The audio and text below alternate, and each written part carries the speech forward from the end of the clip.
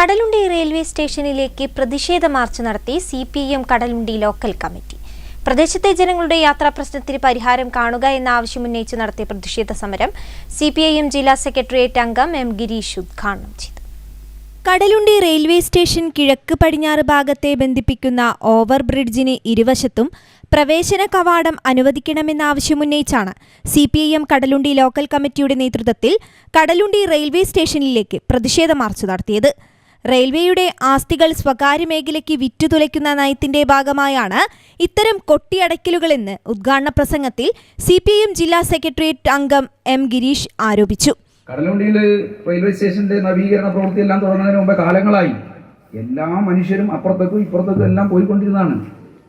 കുറച്ചു കാലങ്ങളായിട്ടാണ് റെയിൽവേയുടെ സ്വകാര്യവൽക്കരണത്തിന്റെ ഭാഗമായി ഇന്ത്യൻ റെയിൽവേ മുഴുവൻ വിൽക്കാൻ ഗവൺമെന്റ് ആലോചിക്കുന്നതിന്റെ ഭാഗമായി റെയിൽവേ ഭൂമി പൂർണ്ണമായും അവരുടെ അധീനതയിലായിരിക്കണം. കാലങ്ങളായി റെയിൽവേ സ്റ്റേഷന് കിഴക്ക് ഭാഗത്തുള്ളവർ റെയിൽവേ സ്റ്റേഷന് ഇരുവശത്തുമുള്ള വഴികളിലൂടെയായിരുന്നു യാത്ര ചെയ്തിരുന്നത്. കടലുണ്ടി റെയിൽവേ സ്റ്റേഷനു ചുറ്റും സുരക്ഷയൊരുക്കി മതിൽ നിർമ്മിച്ചതോടെയാണ് യാത്രാ ദുരിതം ആരംഭിച്ചത്. സമീപവാസികളും പാർട്ടി പ്രവർത്തകരുമടക്കം വലിയൊരു ജനക്കൂട്ടം സമരത്തിന് എത്തിയിരുന്നു. ജനങ്ങളുടെ യാത്രാ ദുരിതത്തിന് പരിഹാരം കാണാത്ത പക്ഷം ശക്തമായ പ്രക്ഷോഭ പരിപാടികളുമായി മുന്നോട്ടു പോകാനാണ് പാർട്ടി പ്രവർത്തകരുടെയും പ്രദേശവാസികളുടെയും തീരുമാനം. Kadalundi local committee member Venmani Haridas അധ്യക്ഷനായി.